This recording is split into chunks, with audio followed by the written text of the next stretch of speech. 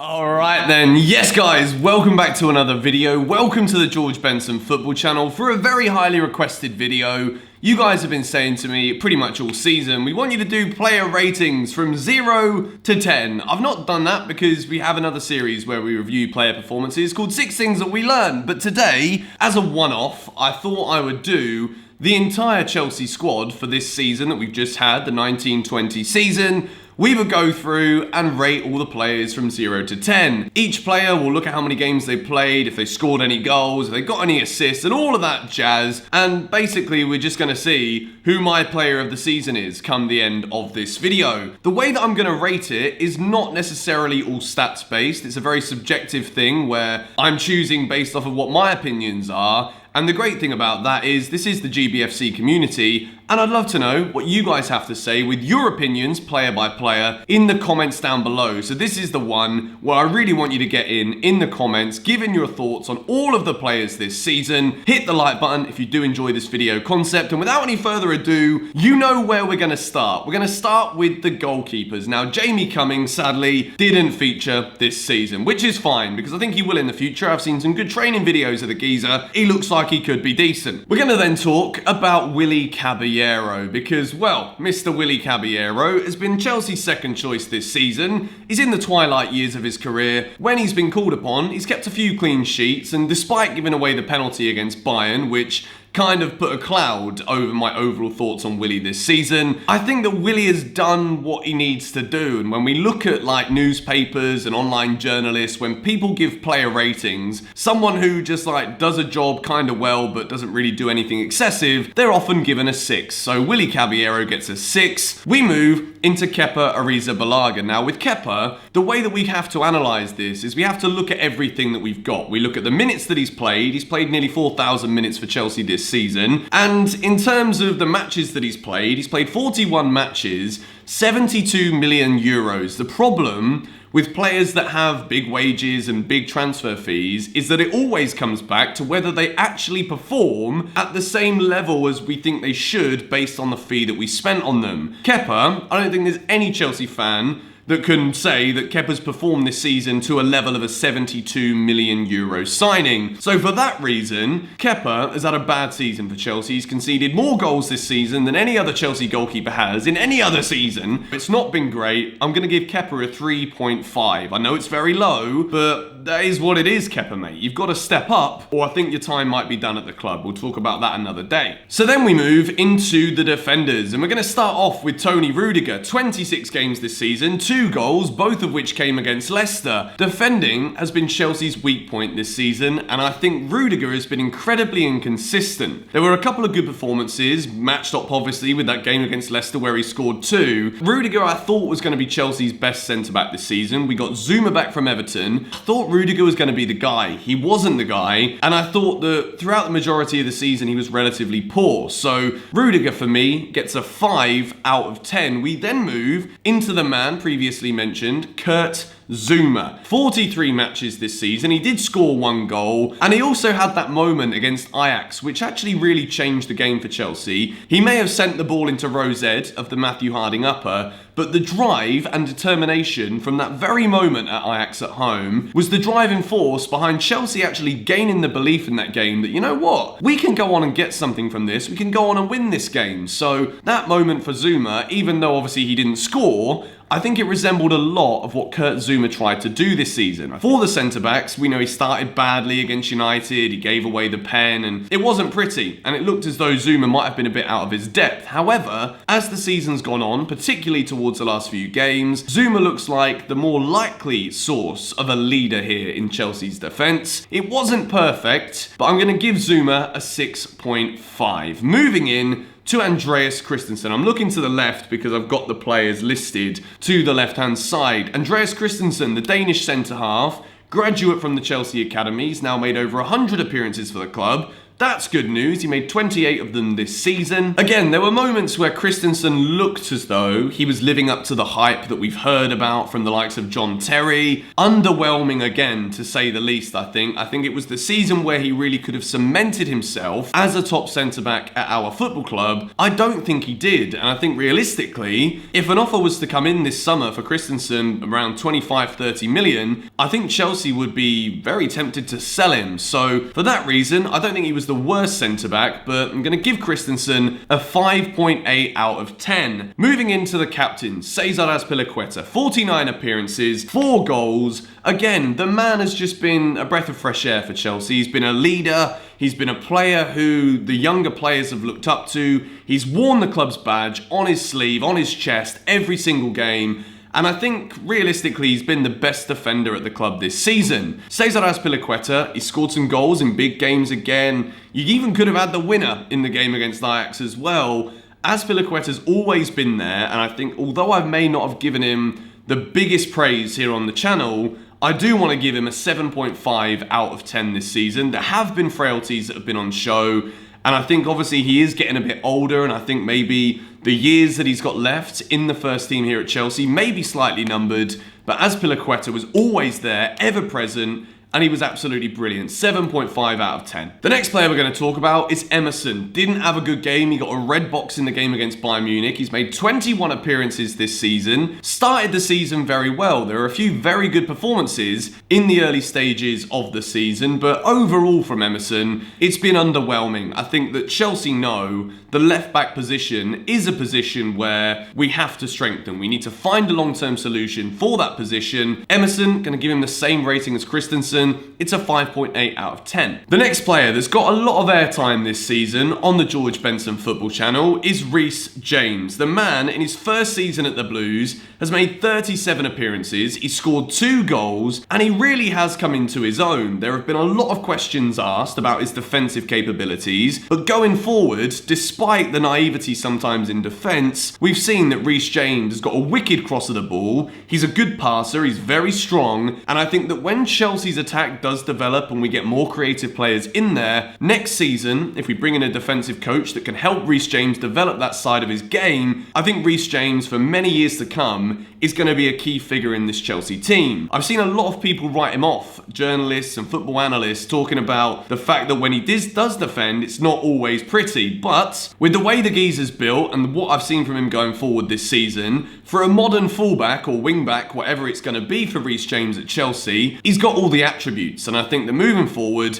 we're going to see a lot more from Reece James, considering it was his first Champions League season. First season in the Premier League, at Chelsea, his boyhood club. I've got to give Reece James a 6.9 out of 10. I don't want to quite put him into the 7s because that's the top upper echelon bracket, because he knows he's got a lot to improve defensively, but going forward I've seen more than enough from Reece to think he can be Chelsea's right back for many years to come. The next geezer we're going to talk about is the man that always seems to turn up one week and then disappear off the face of the earth the next. It's Marcos Alonso. 29 appearances this season, 4 goals scored, and I think that it's been a very default year from Marcos Alonso. We know that defending and running back, I mean, bloody hell. But at the same time, he's actually very useful, isn't he, going forward? And there's been some great performances from Alonso at times this season, as well as some ever so slightly questionable ones, such as the home red card that he got against Bayern Munich when he was totally exposed against their pacey attackers. I will say that Alonso won't be Chelsea's first choice left back next season. I'm very sure we're going to sign a new one. But again, I'd probably like to see him stay at the club as an option, because you always know you can rely on him going forward. So 6.1 out of 10 for Marcos Alonso. Not perfect, but I think he was better than Emerson was. Moving into Fikayo Tomori. Now, he scored that absolutely redonkulous goal away at Wolves, which we're always going to remember. He has made 22 appearances this season, but towards the latter end of the season, Tomori kind of disappeared off the face of the earth at Chelsea, and it was questionable really from Lampard. There was a couple of little injuries, and I've heard some talks that Tomori might actually be heading out on loan to Rennes, which I don't actually buy into this. I don't think it's legit. I think if Chelsea were to loan Tomori, a smarter move would certainly be to push for a Premier League club where he's going to be getting starting minutes week in, week out. Based off of what I saw from Tomori, again, debut Premier League season, first season at Chelsea, despite falling out of favour towards the end, I actually thought what I saw from Tomori was very good. There was a brilliant performance in Amsterdam, again, the one at Wolves where he scored that goal. I'm going to give Tomori, considering his age, considering it was that first year, 6.7 out of 10. Another geezer who's had an interesting season to say the least. N'Golo Kante, 3 goals scored in 28 appearances. We all know that by N'Golo Kante's standards,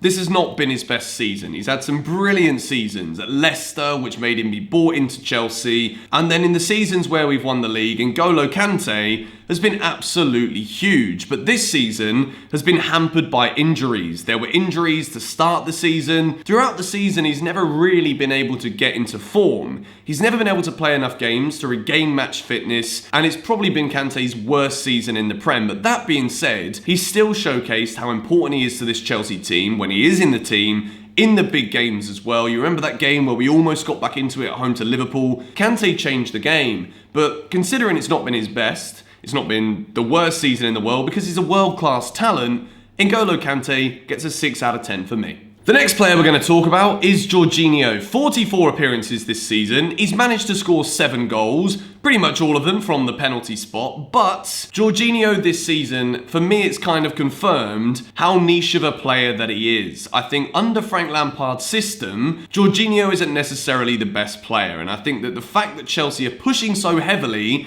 to sign Kai Havertz, despite the fact we've already got Ziyech, we've got Werner coming in as well, I think it just goes to show that Jorginho in the long-term part of Lampard's plan probably isn't the player that we're seeing to carry this team forward. That being said, he has come up with some important goals. Jorginho, I'm going to give him a 6.2. I think that his time at Chelsea may be up. He could be one of the players we're looking to sell, but he's been an influence, he's been a leader, he's put in some big performances as well at times. 6.2 out of 10. The next player that I want to talk about is Mason Mount. The guy's got 8 goals. He's made 53 appearances this season, more so than any other Chelsea player. Mason Mount, in his first season at Chelsea, has proven why the club have been backing him. Frank Lampard, he had him at Derby. He was absolutely excellent. And I think this season, there were times where I looked at him and I thought maybe he was a bit lightweight, he was getting muscled off the ball a bit. But the one thing we can never, ever doubt about Mason Mount's game is the fact that you know he's going to run from the moment he gets on the pitch to the moment that he comes off, be it as a sub or at the end of the 90. Mason Mount is key to the Chelsea press, and seeing him in Frank Lampard's system moving forward,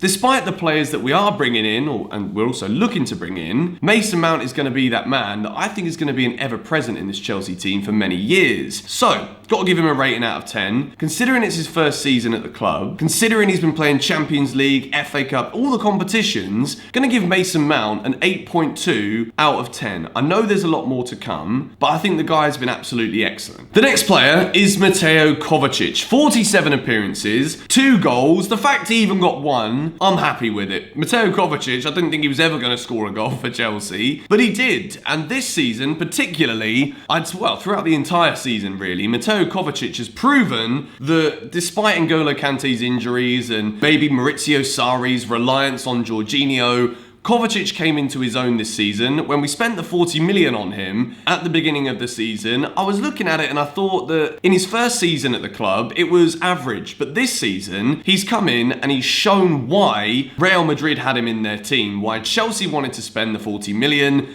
And I think that Mateo Kovacic has been absolutely brilliant. And I would go as far as to say that as the midfielders go, he has been one of the key men alongside Mason Mount this season. But in terms of how he influences the game, we look at his defensive side of things as well, which is something that he's obviously better than Mason at. I'm going to give Mateo Kovacic an 8.3 out of 10. I think he's been absolutely excellent. In fact, no, 8.5 out of 10 for Kovacic for me. I thought he's had a brilliant season, and he's one of the main reasons why Chelsea finished in the top 4. The next player we're going to talk about is kind of unfair really, but Ruben Loftus-Cheek, he's made 9 appearances this season, and of course, you know, he got that assist in the game against Palace, but Ruben came back from what was a career-threatening injury, and I think it's very difficult for Chelsea fans to really make a judgment on what they've seen from Ruben, because next season is when we'll see Ruben at his best. Now that he's got more minutes under his belt, he'll get a full pre-season of fitness training and training under his belt too. It's difficult, but I'm going to give Ruben Loftus-Cheek a 6 because I think it's unfair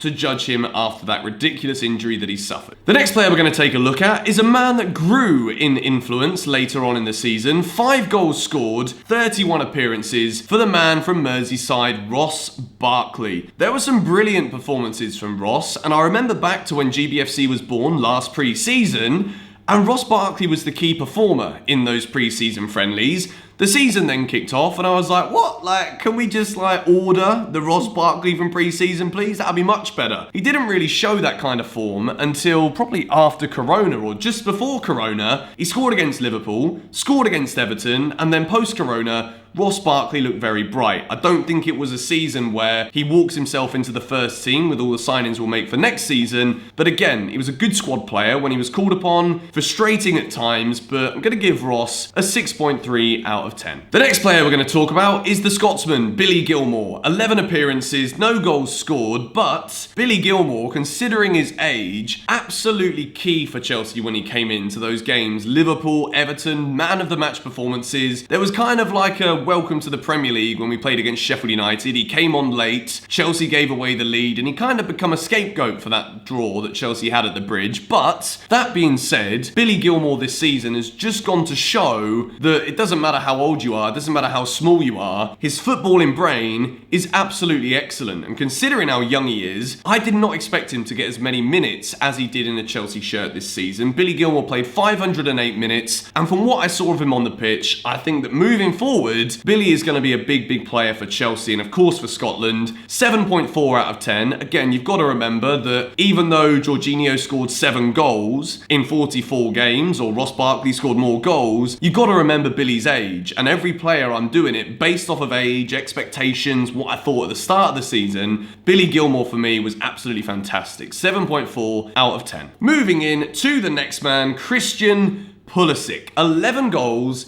in 34 appearances. Towards the end of the season, I'm believing that Christian Pulisic is a world-class player already. We know that we bought him in for his potential, the fact he's very young and moving into the future. He's going to be a great player, but towards the end of this season, with the goal contributions that Pulisic gave, he showed that he's a key player for Chelsea moving forward. With the additional signings of Ziyech, Werner, and also Kai Havertz on the way potentially, it's looking as though Pulisic's form at the end of this season has played him into the starting 11 for next season, regardless of who it is we bring in.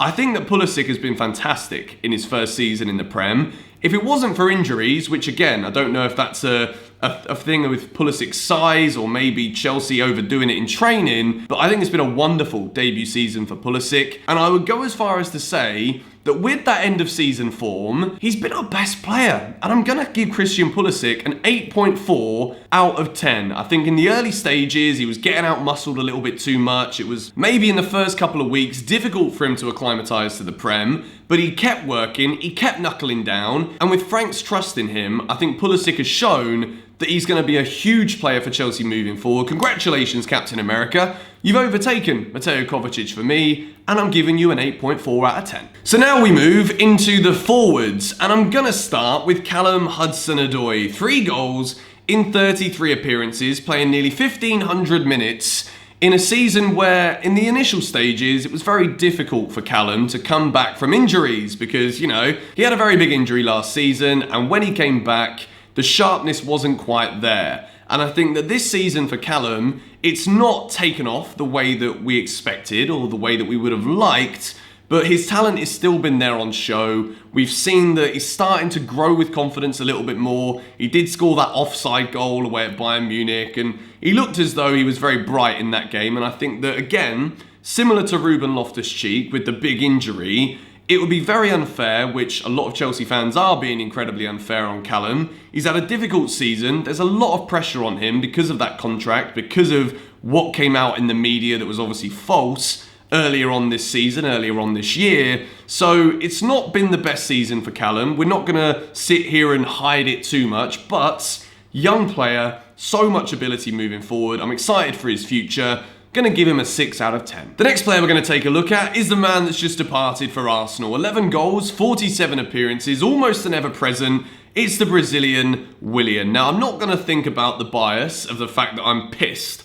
that he's gone to Arsenal, but Willian has had a huge season for Chelsea, and I think it was one of his best seasons at the club. He contributed with goals. Yes, a lot of them were from the penalty spot, and obviously a couple of free kicks in there as well. Willian was tireless, and I think that what Arsenal are going to have with Willian is a player that you know is always going to give everything. Sometimes he does look a little bit disinterested, but he's always got that burst of pace to change a game. He can run forward, he combines very well in the final third, and I think it's been a great season from Willian, and I think despite at times he doesn't maybe score enough goals, if we look at the goals he's had in open play, I think it was one of Willian's best seasons. I'm giving him a 7.9 out of 10. The next player we're going to take a look at is the other man that's leaving. It's Pedro, 2 goals in 23 games. He was a bit part player this season for Chelsea, only racking up 1,200 minutes. I think it was, well, compared to what we've seen from Pedro in the past, it was ever so slightly underwhelming. I think it was definitely the right time for him to move on. Going to give Pedro a 6 out of 10, pretty standard. Moving in to Michy Batshuayi, who scored 6 goals in 24 games, 656 minutes. And, you know, Michy, it's tough because when he does play and he does score, he's given a chance, and then the next game, it's like, Michy, what are you doing, man? Like, you're given the opportunity, take it. What are you playing at? Michy Batshuayi, very underwhelming again. I think this is going to be his last season at the club. He did score 6 goals, but then again, he's a striker. He's the furthest up the pitch, the most likely to do so. Underwhelming performances, though, in the minutes that he was given. 5.8 out of 10. The next man we're going to talk about is Olivier Giroud. 10 goals in 25 appearances, just 1,400 minutes. It's a goal every 140 minutes for the Blues this season. Towards the end of the season, Olivier Giroud carried Chelsea into the Champions League. For that reason alone, I think that what he's done this year at the club is really cement himself as one of Europe's elite strikers. Even though Timo Werner's coming in, I fully expect him to be Chelsea's number 1 next season. Obviously, Tammy's the number 9 too, so he's going to be getting minutes. Olivier Giroud's professionalism and the influence that he probably has on the younger players in the dressing room has been absolutely huge, and for that reason, Olivier Giroud gets an 8 out of 10 from me. Sometimes he can be frustrating, but he's come up with so many important goals towards the end that I attribute the reason Chelsea made top 4 a lot towards Olivier Giroud. It would be very unfair for me to give Armando Broja a rating for the 4 minutes we've seen of him in a Chelsea shirt this season. So the final man that we're going to talk about is Chelsea's number 9, Tammy Abraham. He started the season incredibly well. He was on fire. He raced towards the top of the Premier League goal scoring charts.